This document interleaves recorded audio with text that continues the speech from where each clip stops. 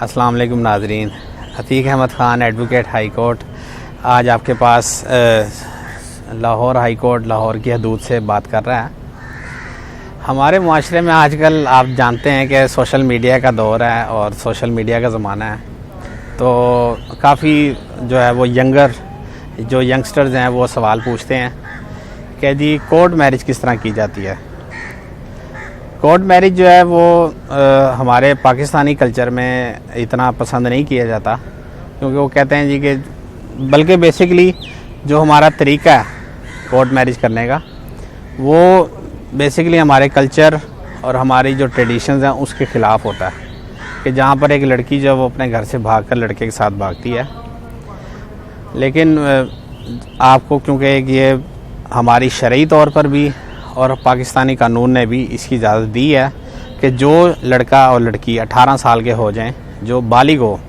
जिनके पास पाकिस्तान का national identity card बन जाए या इस उम्र के हों, ज़रूरी नहीं कि आईडी कार्ड हो, अगर बेफाम भी है तो उस पर भी जब आपका निकाहनामा रजिस्टर्ड हो सकता है, लेकिन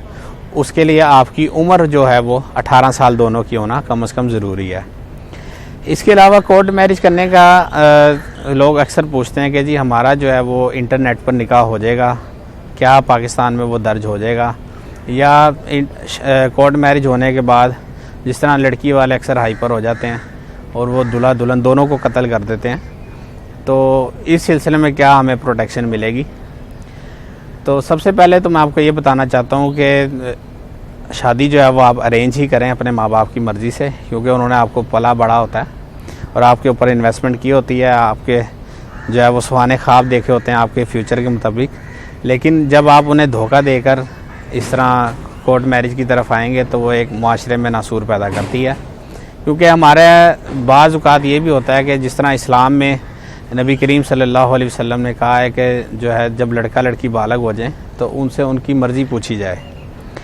तो हमारे जो पाकिस्तानी सुप्रीम कोर्ट है उसने भी कई ऐसे मुकदमात में फ़ैसला सुनाया है जिसमें लड़की ने जहां पर 18 साल की जो थी, मैं बार बार इस बात पे इन्फोर्स कर रहा हूं आपको कि कम से कम 18 साल उम्र होनी चाहिए। 18 साल के बाद जो है वो आप कोर्ट मैरिज कर सकते हैं। 18 साल होने के बाद जब माँ बाप अगर राज़ी ना हो रहे हों तो फिर लड़की ये स्टेप ले सकती है, जिसको हमें शरई तौर पर भी और कानूनी तौर पर भी इजाज़त है। इसलिए कोई भी हमें ये नहीं कह सकता कि जी ये गलत कर रहे हैं, गलत नहीं है, ये हमारे शरई तौर पर भी और कानूनी तौर पर भी हमें अलाउ है। इसका तरीका ये होता है कि लड़का और लड़की ने जो है वो कोर्ट आना होता है,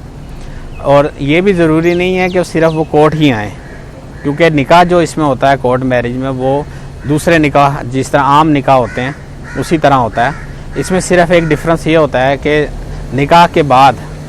जो है वो लड़की की तरफ से एक इस्तिगासा किया जाता है, जिसमें लड़की के जो है वो 164 CRPC के अकॉर्डिंग बयान करवाए जाते हैं। उस बयान में लड़की जो है वो ये ख़ुद बयान करती है कि जी मुझे जो है वो किसी भी तरह से नशा व अद्वियात पिलाकर या वर्गलाकर या धोखाधड़ी के साथ या किसी भी चीज़ की लालच देकर जो है मुझे यहाँ नहीं लाया गया, बल्कि मैं ख़ुद अपनी मर्ज़ी के साथ आई हूँ। तो जब लड़की ये स्टेटमेंट देती है तो लड़की के घर वालों की तरफ से अगर लड़के के ख़िलाफ़ किसी भी तरह की कोई FIR, ख़ास तौर पर 365 PPC की कि जी लड़की को वो अगवा कर ले गया, तो जब ये अगर FIR वगैरह इंदराज हो जाए तो फिर वो ख़ारिज कर दी जाती है, उसकी FIR जो है वो ख्वाहिश हो जाएगी। तो इसलिए जो है सिर्फ इसको कोर्ट मैरिज का नाम दिया गया है। तो बेहतरीन हल ये है कि जब भी आप कोर्ट मैरिज के लिए आएँ तो किसी अच्छे वकील साहब के पास,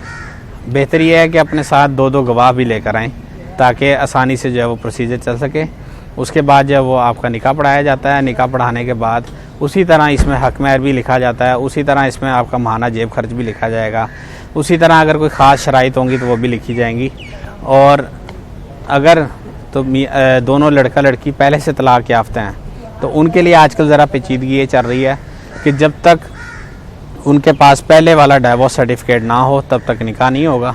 इसलिए अगर कोई भी तलाक़ याफ्ता दोबारा शादी करना चाहता है तो उसके लिए जो है वो यूनियन कौंसिल से नादरा का जारी करदा तलाक़ सर्टिफिकेट होना ज़रूरी है। लिहाजा मैं यही आपको कहूँगा कि अगर आपने कोर्ट मैरिज करनी है तो आप इस तरीके से कर सकते हैं।